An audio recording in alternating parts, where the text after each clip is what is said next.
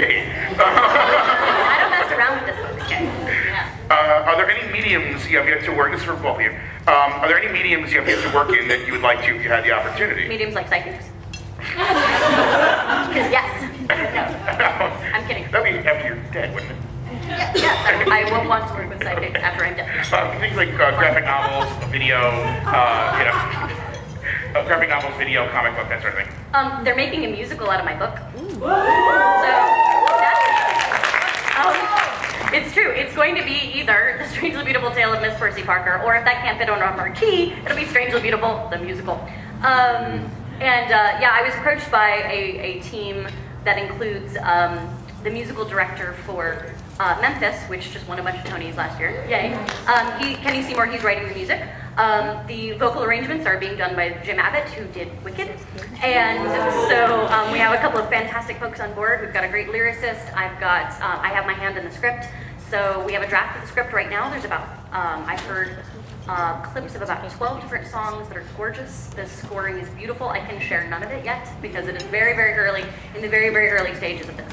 We're in the draft stages, and then it'll go to another draft. We have to get all of the creative team in a room together. We're very, very busy people. This is hard to do. And so from there on, we'll do a stage reading. We'll workshop it outside of New York. Hopefully bring it to New York in the next couple years. So stay tuned. So that's a medium I couldn't have dreamed that I could work in, but I'm so excited that it's happening. And yeah, I would love graphic novels and films. Robin? I was approached about doing a graphic novel adaptation of Knightley, and they have an artist who is wonderful and does like Doctor Who stuff. And I said, okay, can you think of like steampunk Hogwarts sort of? And he's like, yeah, I can do that.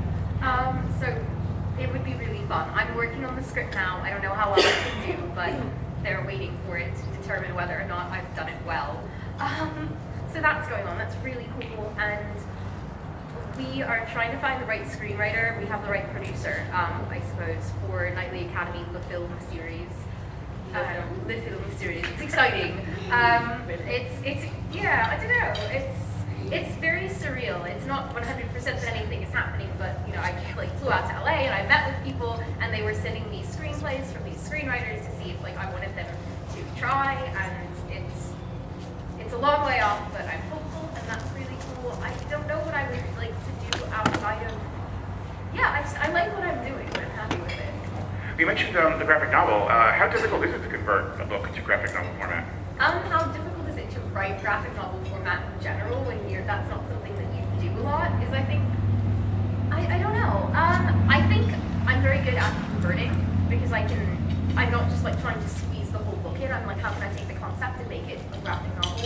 And you know, we would obviously follow different points of views of different characters. And do I want to tell the origin story, or do I want the graphic novels to follow a different set of characters in the same world? And I think what choices to make now that I've got this sort of fully realized world of these characters and how I want to translate what I have into graphic novel form. I'll figure it out. It's fun. It's fun thinking. If anyone has any ideas, like not like you should be fun, but if you think like an origin story would be good, or oh my god, I just like want to follow Edmund around forever, like let me know. Besides Harry Potter and J.K. Rowling, what are some of your favorite books and authors? Start with Robin. Diana Wynne Jones.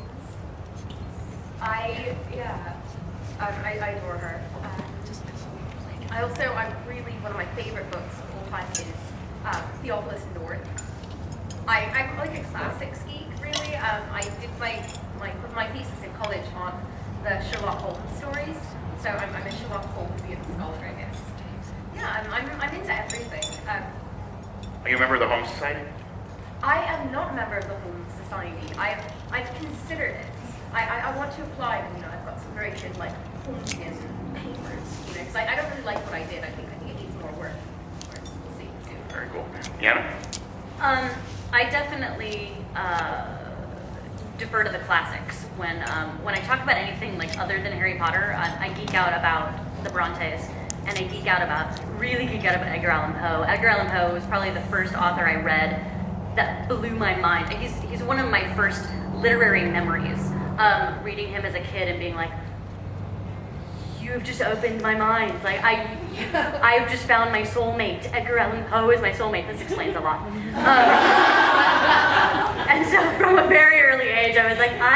side too, Edgar.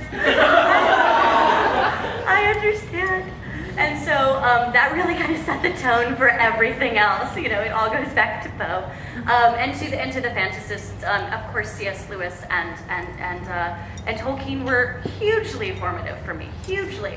And I'm so glad that I read them to have a greater appreciation of what Rowling was doing, both to honor them and completely on her own, completely reinventing those genre tropes, which I just adore. So definitely the classic fantasists, and I love some of the literary fantasy that Susanna Clarke was doing with Jonathan Strange and Mr. Norrell, was hugely influential. I love Libba Bray, Great and Terrible Beauty.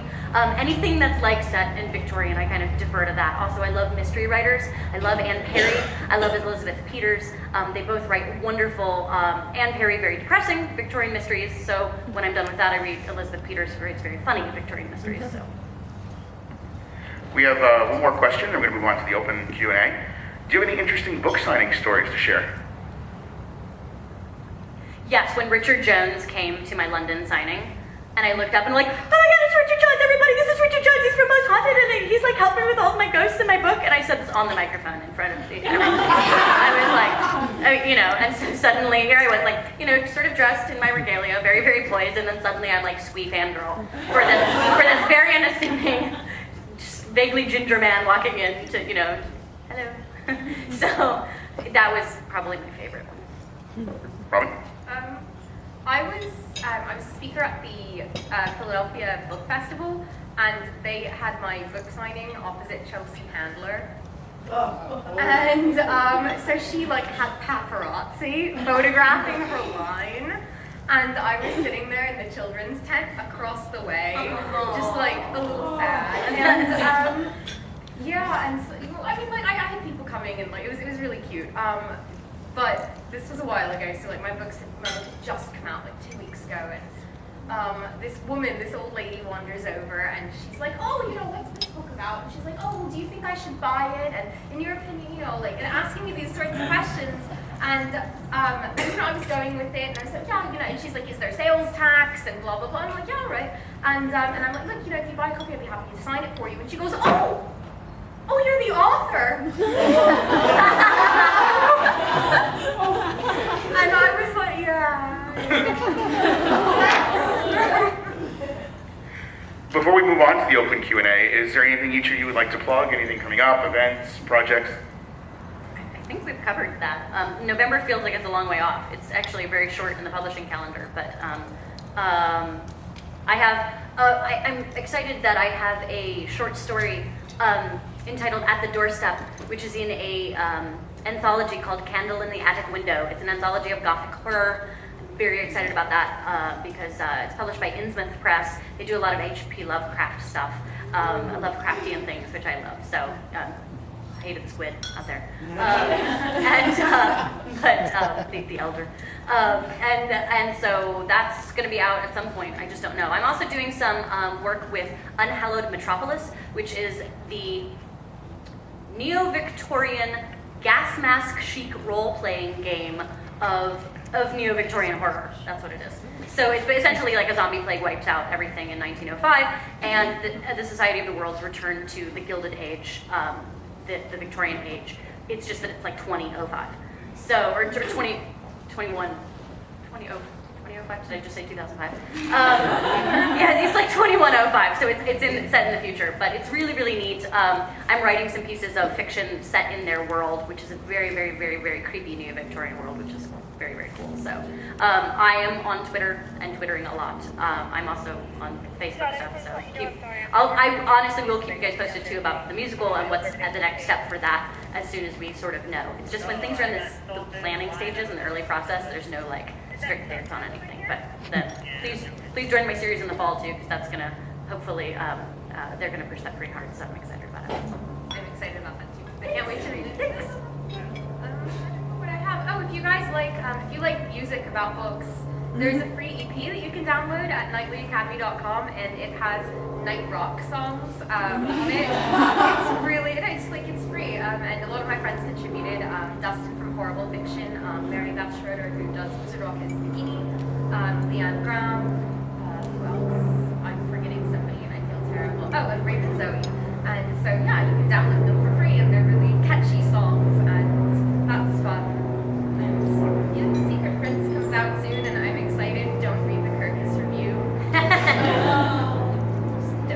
these great ideas for books that she was telling me yesterday. So hopefully hopefully by the fall you'll have new book news too. Yeah, I'll great hopefully have ideas. new book news soon. But yeah.